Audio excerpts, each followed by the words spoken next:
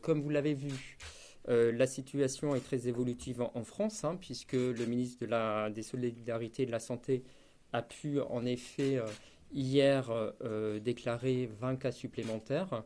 Les nouveaux cas qui sont confirmés à l'échelle nationale donc, font l'objet d'un point au niveau du national par le ministre de la Santé et des Solidarités et par le directeur général de la Santé. Par rapport à cette situation nationale, donc nous avons à l'échelle de la région Bretagne donc un premier cas qui a été confirmé hier en Bretagne. C'est un patient donc de 72 ans qui est actuellement hospitalisé au niveau du CHRU de Brest en réanimation médicale. Ce patient avait séjourné en Égypte et donc a été diagnostiqué, comme je viens de vous le dire, hier après-midi. Le diagnostic a été confirmé hier après-midi. Il est hospitalisé au CHRU de Brest donc depuis avant-hier. Son état de santé est stable. Des informations que m'a donné l'établissement en fin de matinée. Donc ce patient était dans un voyage organisé en Égypte et donc nous procédons, je vais y revenir, à la détection des autres personnes qui ont été susceptibles d'avoir été contaminées et donc en lien éventuellement avec les agences régionales de santé d'autres régions puisqu'il s'agissait d'un voyage organisé qui a pu concerner d'autres personnes, en lien donc avec les autres agences régionales de santé, nous traitons des différents cas, des différentes personnes qui ont pu être en contact donc avec ce patient. Il s'agit notamment de son épouse qui a travaillé également, a voyagé également avec le patient dont je viens de parler. Donc cette personne est hospitalisée également au CHU de Brest en service de maladies infectieuses pour justement procéder au diagnostic également de cette personne par rapport donc au Covid-19. Alors, les différentes mesures qui ont été prises en compte, qui sont en cours par rapport à cette situation. Donc, dès la confirmation hier après-midi à 15h donc, de ce cas confirmé, l'Agence régionale de santé de Bretagne et Santé publique France, en lien avec Santé publique France, donc établissent la liste des différents cas contacts. Donc c'est l'ensemble des personnes qui ont pu être en contact étroit avec cette personne pour pouvoir détecter d'éventuelles transmissions qui ont pu se faire et donc de se rapprocher de ces personnes pour pouvoir procéder à la surveillance de ces personnes. C'est-à-dire qu'on observe si ces personnes, dites personnes contacts, ont des symptômes, hein, les symptômes que vous connaissez maintenant du coronavirus, fièvre, toux, difficultés respiratoires. Et si c'est le cas, des prélèvements seront effectués pour pouvoir détecter cette éventuelle présence du virus Covid-19. En l'absence de signes cliniques, on peut, chez ces personnes dites contacts, on peut donc avoir des personnes qui sont identifiées comme personnes contacts mais qui ne présentent pas de signaux cliniques. Et donc, en l'absence de ces signes cliniques, un isolement est prescrit pour ces personnes contacts pendant 14 jours. Et l'Agence régionale de santé appelle quotidiennement ces personnes pour justement suivre l'évolution de ces différents cas cliniques, notamment de ces différents symptômes, notamment s'agissant de leur température. Peut-être un point complémentaire sur l'organisation plus généralement. Nous avons déjà communiqué sur l'organisation qui est à l'heure actuellement à l'échelle de la région pour la préparation, l'anticipation et la prise en charge dans le cadre de cette situation sanitaire liée au coronavirus. Donc nous avons à l'échelle de la région 2 établissements, comme vous le savez, de premier rang qui sont en capacité de prendre en charge des personnes, des cas confirmés de coronavirus. Et donc il s'agit du CHU de Rennes et du CHU de Brest. La preuve en est, nous avons donc maintenant un patient au CHRU de Brest. Nous avons également armé et préparé des établissements dits de second rang au niveau de la région Bretagne. Donc il s'agit des établissements des centres hospitaliers de Vannes, de Saint-Brieuc, de Lorient et de Quimper, qui seront également en capacité, si nécessaire, de prendre en charge des cas confirmés par le coronavirus. Donc voilà pour l'organisation aujourd'hui sanitaire et hospitalière par rapport à la prise en charge de ces patients, sachant que les diagnostics en termes de biologie, il y a des prélèvements qui sont faits et qui sont aujourd'hui adressés au centre hospitalier de Rennes pour que le centre hospitalier universitaire de Rennes puisse faire ces diagnostics de biologie, et nous sommes en train de finaliser les tests au niveau du centre hospitalier régional universitaire de Brest pour que dans les prochaines heures, pour que Brest soit également en capacité de procéder à ces diagnostics. Il est en effet important de pouvoir procéder au diagnostic le plus rapidement possible par rapport à ces patients. Dernier point, et je profite de votre présence si vous me permettez pour pouvoir repasser ces messages d'ordre général par rapport aux mesures de précaution à prendre dans le cadre du coronavirus. Le premier point, je vous en prie, le premier point,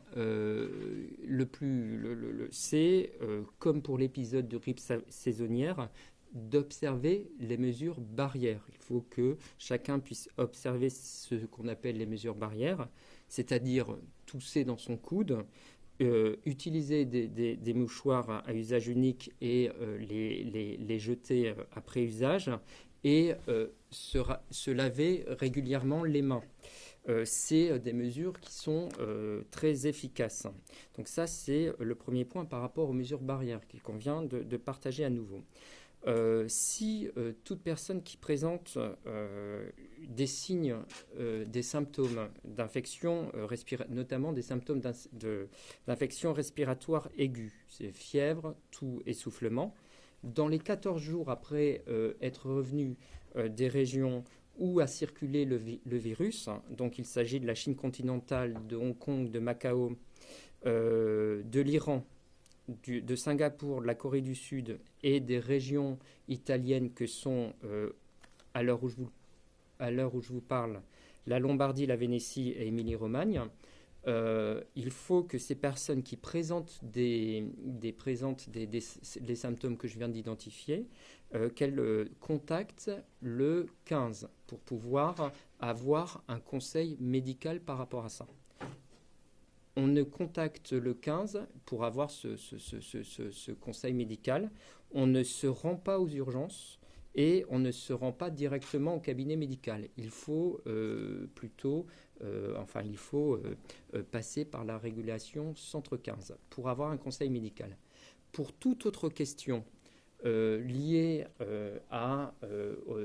pour tout autre conseil non médical dans le cadre de la gestion du coronavirus, vous avez le site Info Coronavirus du gouvernement Covid-19 qu'il faut consulter parce que c'est là où on a les informations les plus actualisées.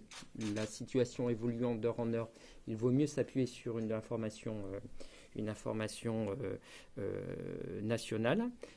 Et les populations peuvent également contacter le numéro vert qui a été activé dans le cadre de la plateforme régionale, dans le cadre d'une plateforme nationale, excusez-moi, et donc qui est accessible gratuitement au 0 800 au 0 800 0 non au 0 800 130 000. Je le refais parce que vous couperez au montage. 0 800 130 000. Cette plateforme est maintenant en opération 24 heures sur 24, comme nous l'a indiqué le ministre des Solidarités et de la Santé hier soir. Je vous remercie. Une précision sur les proches des patients brestois qui étaient hospitalisés.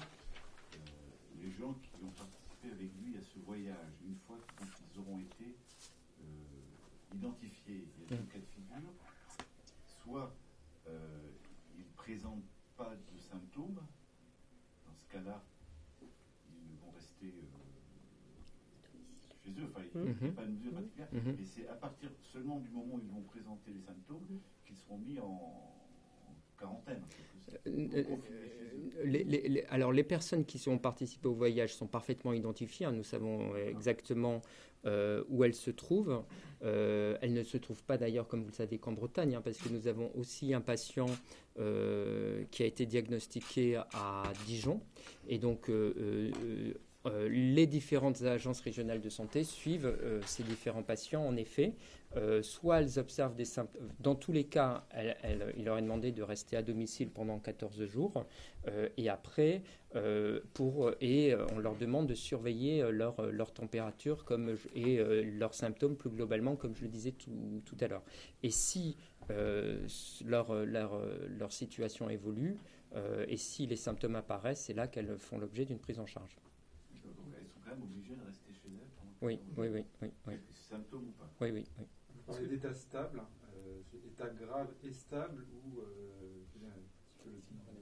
l'état du patient? Pour le patient, alors le patient du CHRU de Brest est donc en réanimation médicale et donc il présente un état stable. Vous comprendrez que au regard du secret médical, je ne souhaite pas et je ne peux pas vous donner davantage d'informations par rapport à ce patient.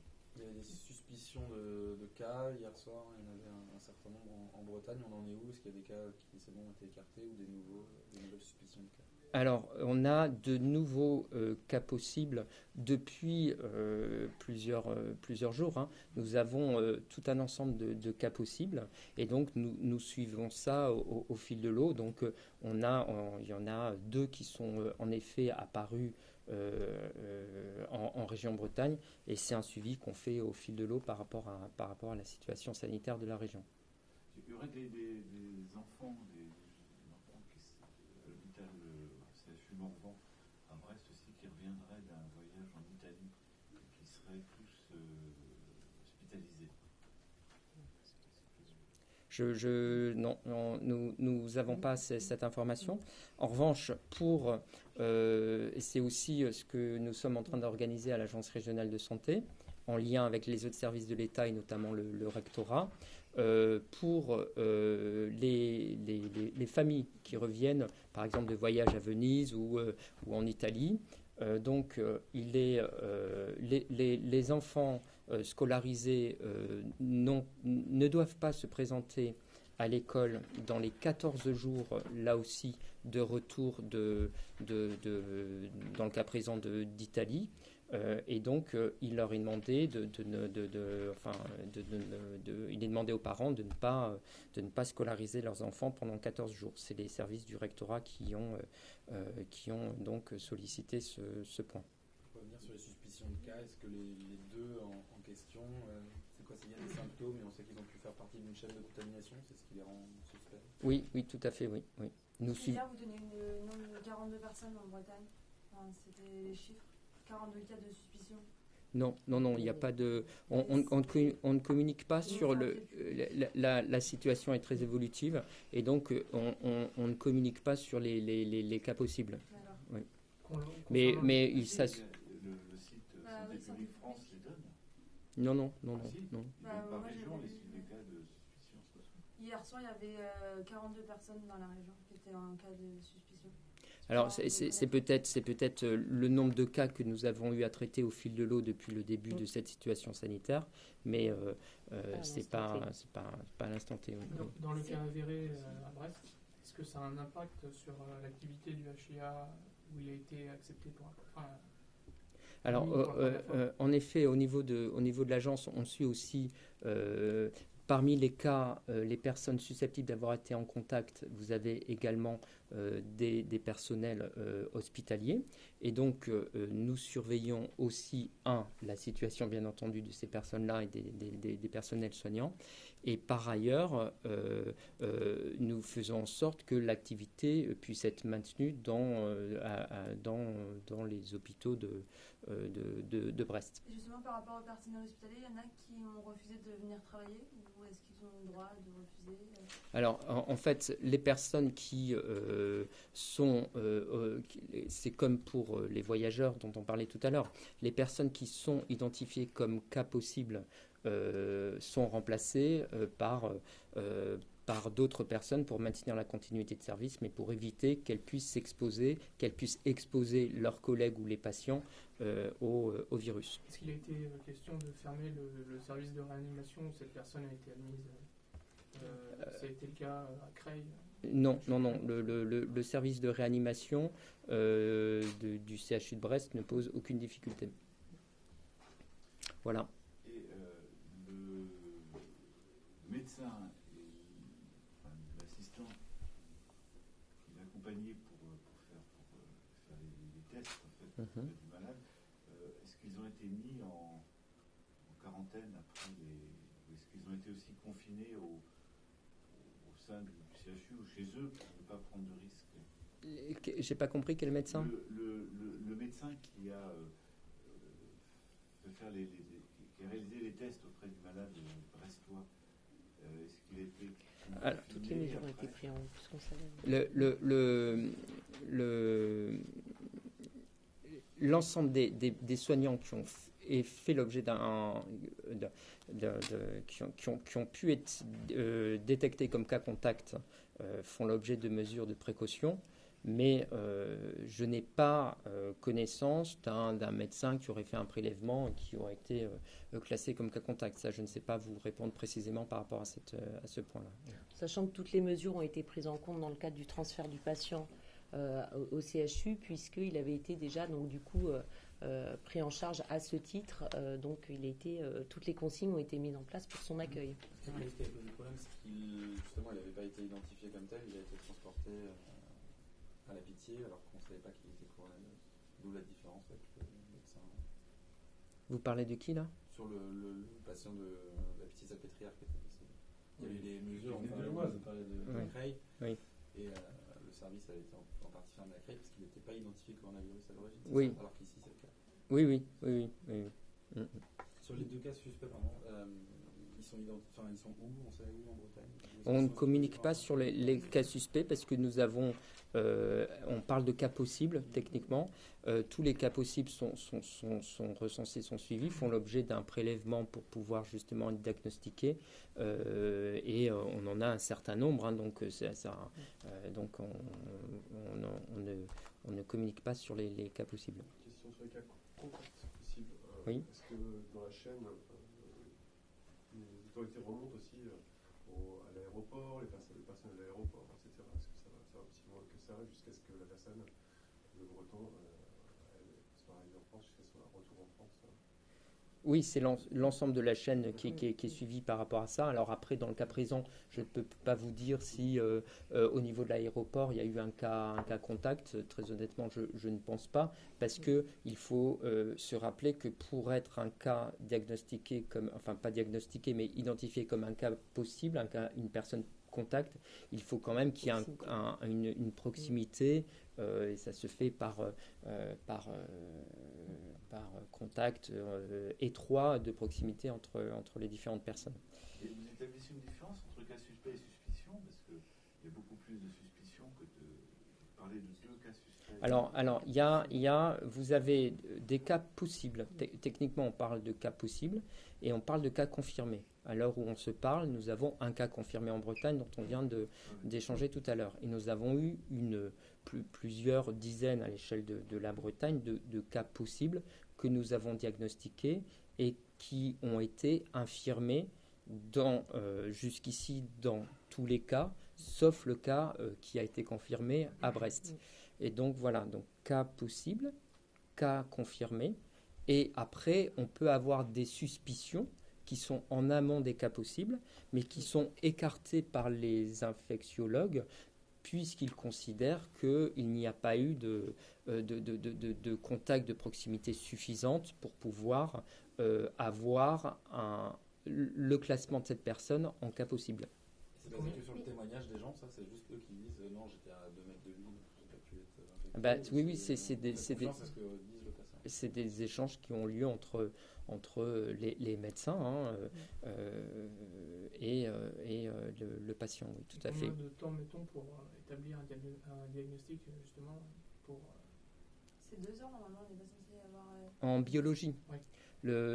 c'est plusieurs heures. Oui. En fait, l'examen en lui-même n'est pas très long, mais jusqu'il y a peu, il fallait envoyer les prélèvements à Paris. Et donc, en fait, c'est le temps de transport pour amener les prélèvements à Paris qui prenait du temps. Ça prend moins de temps depuis que le CHU de Rennes est en capacité de faire ses examens de biologie, puisqu'il faut aller moins loin. Et ça prendra encore moins de temps, comme je vous le disais tout à l'heure, Brest, ce qui sera le cas, nous l'espérons, dans les prochaines heures, sera en capacité de pouvoir et faire ses examens de biologie également. Ça veut dire que ces 2 cas suspects, on est en attente des résultats des tests. Oui, tout à fait, oui. Ça va être la rentrée la semaine prochaine pour la plupart des Brétiliens. Vous attendez le retour en vacances vont débuter, vous attendez un week-end assez sensible